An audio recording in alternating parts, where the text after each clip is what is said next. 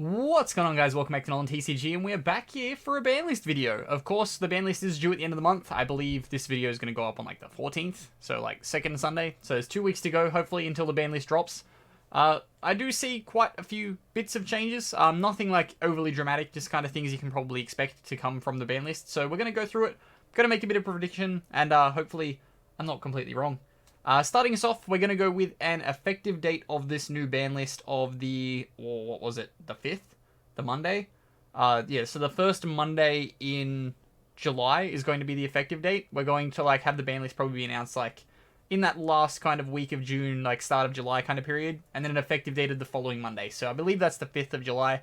If I've got it wrong, it'll say right here. No, here, because I'm pointing the wrong way. It'll say here, whatever my effective date is, because I've forgotten that. Okay, so first card banned for this ban list is going to be Guard Dragon LP. So Guard Dragon LP facilitates so much for Dragon Link that it definitely needs to be hit. Dragon Link's been around way too long, and LP's honestly been around way too long. It probably could have gotten hit back with Agapane or instead of Agapane. We could have just lost one or the other. Ultimately, Agapane put a card on your end board, which is the reason why it went, but it's probably time that LP goes as well. Pisty's not a massive problem because it's resources you've already had access to. It's the fact that LP gets you more resources, which is the big issue. Ultimately, I do play this card quite a lot in Dragon Maid, and I won't be as sad to see it go because it will mean that I can change the deck up and really make it into more of a stun build. So I'm not super devastated to see LP go, but yeah, LP does definitely need to go on this ban list. Okay, so next off, we do have one more card going to banned. Of course, I went to say that was if it was 1 or 2, but no, it's going to get banned. It's a little bit of a controversial one, and it probably won't happen, but it's what I feel should happen, and that's a ban of Simorgh. So the Simorgh link, it facilitates a lot for Simorgh themselves, and they do kind of need it, but the card makes certain decks broken. The fact that you can go into Dinos and stuff and just play something like a Reproducus, or I think it's Reproducus that changes the attribute, or the attribute typing. I can change that and then just make it anyway. You get that barrier statue. That's kind of bad, especially the fact that Bird Up and Tri Brigade's getting a whole bunch of support. This being able to just put out a floodgate onto the deck as a part of their end board is a little bit degenerate, so I can definitely see some more getting banned on this list. A lot of the links from Link Vrains pack will eventually probably see their way onto the ban list from all of those link packs. This is probably just the next one. Just the fact that so many decks can just be I've just done my full combo, now I'm just going to pop out a barrier statue, and now you can't really win, is a bit unfair. The fact that Tri Brigade won't completely die is also the reason why I can see this getting hit. It does bring it down just a little bit, just in touch with the rest of the stuff in the next format. Because the fact that they can just search Revolt is broken, and that is a card that is already on the ban list. But it's just changed slightly to say Tri Brigade, and then they just get that non-target send. So, Tri Brigade, I can definitely see getting this card hit, especially with the fact that it's splashable as well with the other cards as well. But yeah, Simorgh Link getting banned. Okay, first off now on our limited list, and this is a pretty long limited list. It's with some cards coming off the ban list and some cards coming onto it. The first card, though, is Misk. So, Miscellaneousaurus should definitely get hit. The card just facilitates so much for dinosaurs. It's become a meme at this point that the card needs to go to 1. There's not really much to say. It just gives that protection. They always have it. They put it to 1, they're just going to always have it anyway. But at least dinosaurs will be brought down a little bit, especially with the fact that Scrap Raptor's out now, and it's not an expensive card. Makes the deck relatively, budget, I guess you can say. The only thing I can see stopping this is the fact that they still haven't reprinted Animador and Archosaur. If they do want to try and push that pretty heavily, you might see this card get held off until the next ban list, but Misk definitely does need to go to 1. Next off for the card on going to 1 on our ban list is Alistair the Invoker or Magical Meltdown. I'm cheating a little bit in saying that it's one or the other. I think it's personally going to be Alistair, but it could also be Magical Meltdown simply because Magical Meltdown's already searchable with Terraforming, and then that kind of whole stuff can be a thing. But the fact that I feel as though Alistair should go to 1 is because then if the Alistair is disrupted in any way or your Invocation doesn't fully resolve, say you activate Invocation, you get Lanceired, you lose access to that entire engine. If that Alistair gets stuck in the graveyard, it can then just shut down everything if they're only playing the one Alistair, because Alistair's at 1 on the ban list, which is why I feel it's the correct hit. It may be a little bit too harsh, but if we're trying to hit this deck and make it played a lot less, that's probably what needs to happen. Next off, for the other card that is going to 1 on this ban list, it is El Shaddoll Winder. So this card needs to probably get hit to 1, if not have another thing banned in terms of creating it.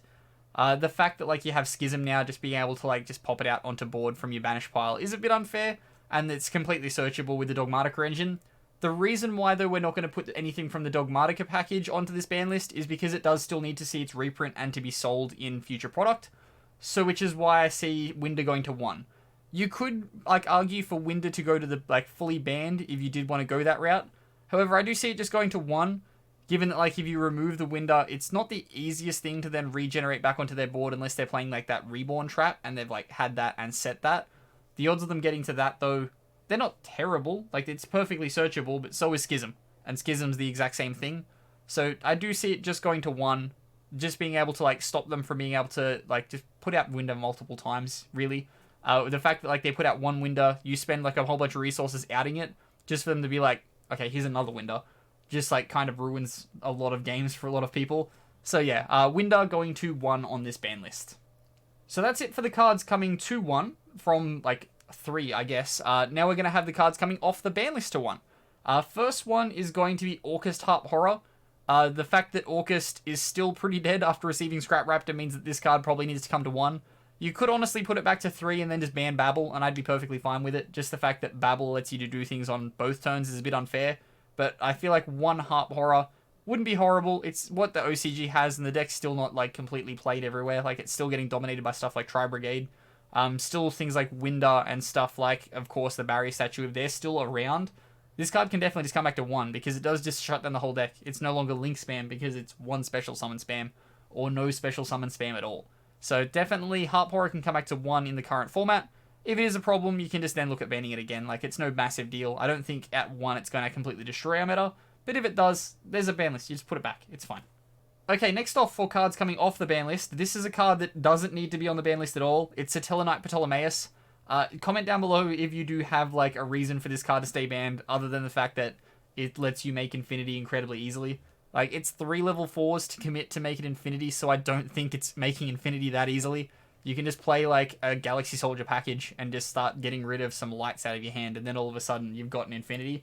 So I don't think this card is super bad and degenerate needs to stay on the ban list.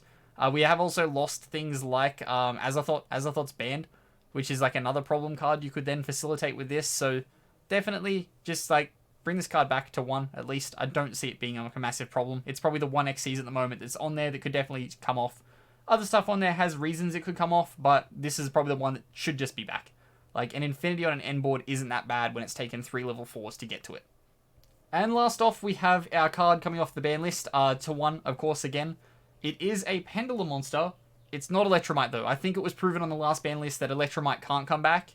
If they received so much Metal Foe support only for Electromite to stay banned, I don't think Konami's going to ever bring it back. So this time around, we're going to go with Skullcrobat Joker going to 1.